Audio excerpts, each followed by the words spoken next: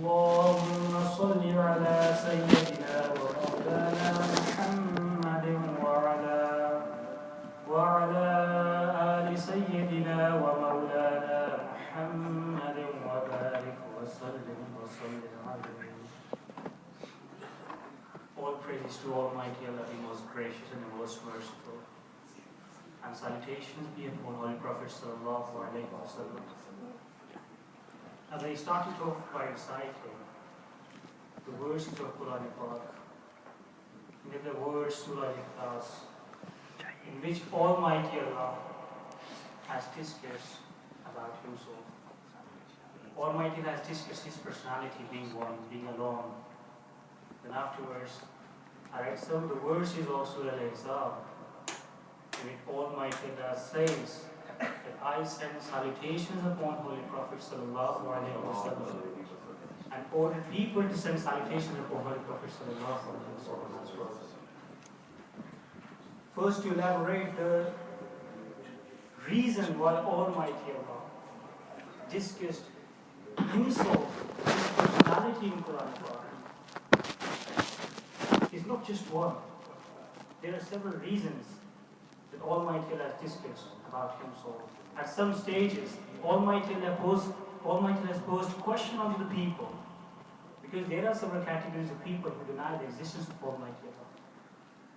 Almighty Allah posed question onto them, and further answering to those questions, that Almighty Allah refute the concepts of pagans, refute the concepts of those people who just try to elevate the ranks of the humans up to the extent that they join those human beings up to the extent of Almighty Allah. Then Almighty Allah refuted their views, and further on, Almighty Allah, when proved Himself being one, being alone, being the one who is to be worshipped, then Almighty Allah states in Quran to send salutations upon Holy Prophet sallallahu alaihi wasallam, because Almighty Allah Himself sends salutations upon him. Subhanallah. When I mentioned this, there was a pious saint of Almighty Allah. He was walking down into the desert, and there was a quenching thirst. He was feeling thirsty. There was no water all around. He found a well somewhere near about. He tried going there, but as soon as he approached the well, he found water into the well, and he was not having anything, so he could take the water out of the well and drink. He was just thinking what to do further. There was a small little girl who was standing into her house. He saw that an old person is standing there, and looking for the water, she went out. She went to that saint of Almighty Allah, and she goes, "Oh person, what are you doing here?" And he replied, "I'm thirsty. I'm looking for the water. But the water is so deep inside that I can't really take the water out of that."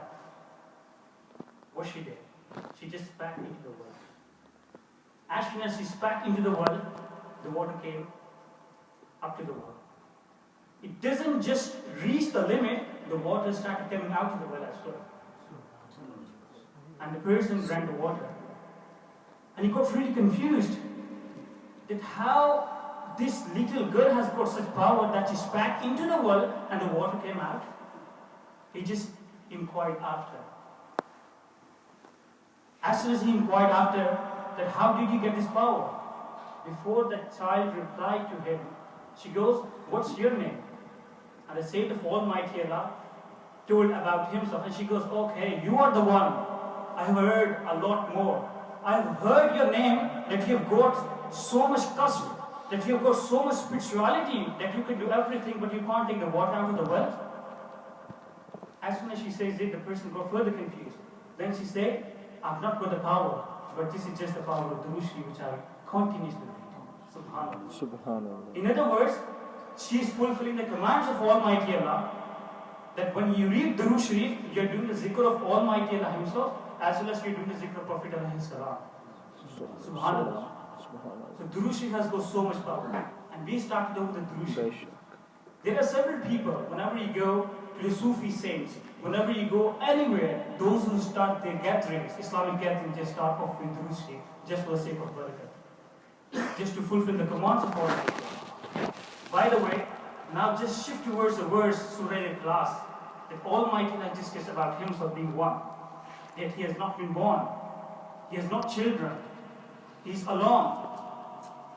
So further, Almighty will refute the concept of atheism at one side, He refutes the concept of Christians. I don't want to point the religions out, but just want to mention that everything is mentioned in the Quran. There are several papers, because we personally, I'm the one also of the team that we personally work for the Needy Words. We working on the Needy Words program. I discussed one day with a woman, she's an English woman. I said, why don't you study Islam? She goes, I studied Islam, I converted to Islam, then afterwards I converted to Christianity back. Then I said, why? How so? What made you convert back to Christianity? She goes, look, you Muslim people, despite this you have a Quran, you don't follow the teachings of the Quran. This is the most important lesson we should learn. That Christian lady is saying to me that I converted to Islam, then afterwards I went back to Christianity. The reason is that you people have Quran. You people read it. Despite this, you go to the pubs. Our youth is going there. Despite this, you consume alcohol. If the Islam is just a game of a single person, I am better off with the Christianity. I don't need to go towards Islam. I have no question. Like, I didn't give answer to her. When she gave the examples of the Muslim, then further I tried contacting the Muslim people in Scotland as well. I say to them, like that lady, she converted to Islam, but she didn't get any support from you people. And the person, Islamic Muslim person, what did he say? He said, I couldn't travel 30 miles just for her. We left with nothing, and she didn't convert to Islam. So this is a great message for the youth, that when you get into universities, wherever you go, these Christians are noticing you at every moment. We are noticing our practices.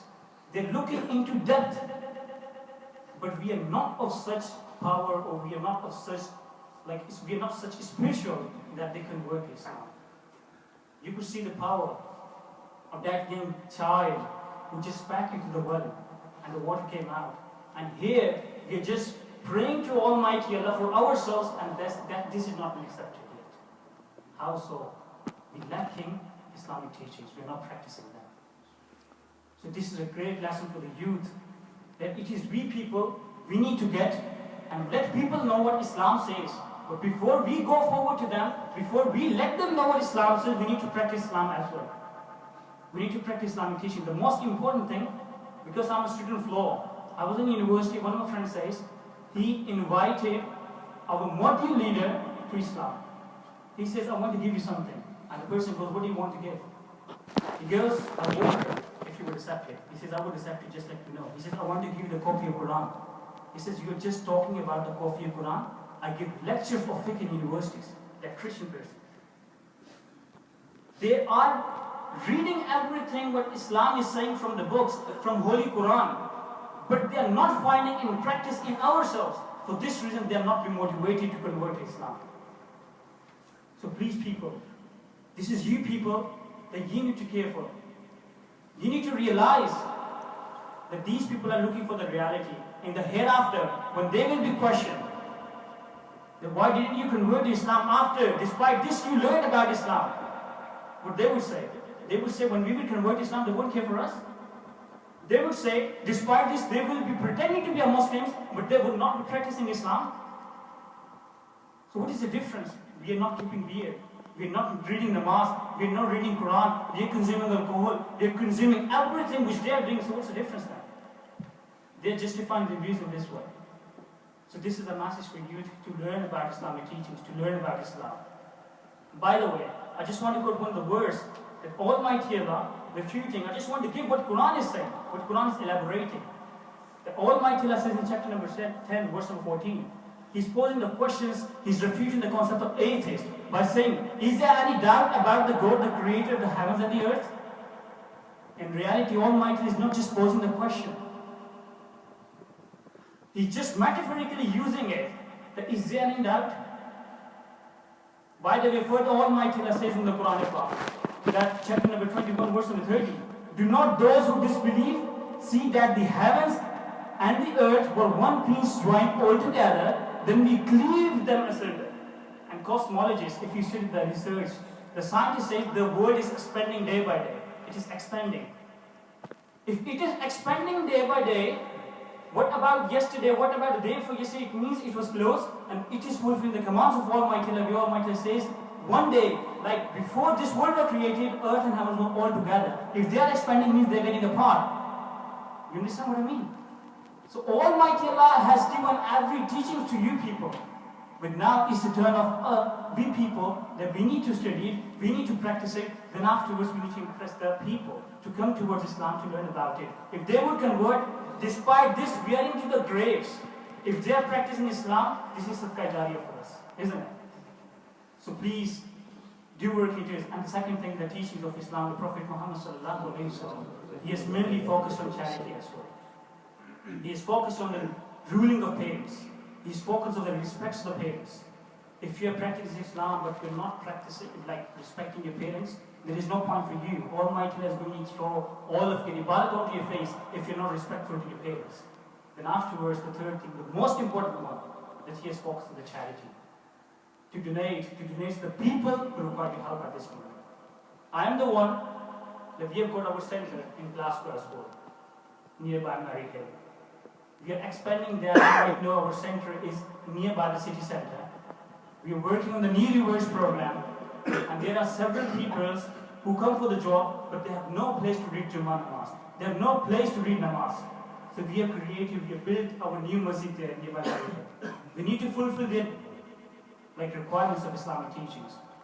We have covered substantial portion of our building. £1 million is needed required and more.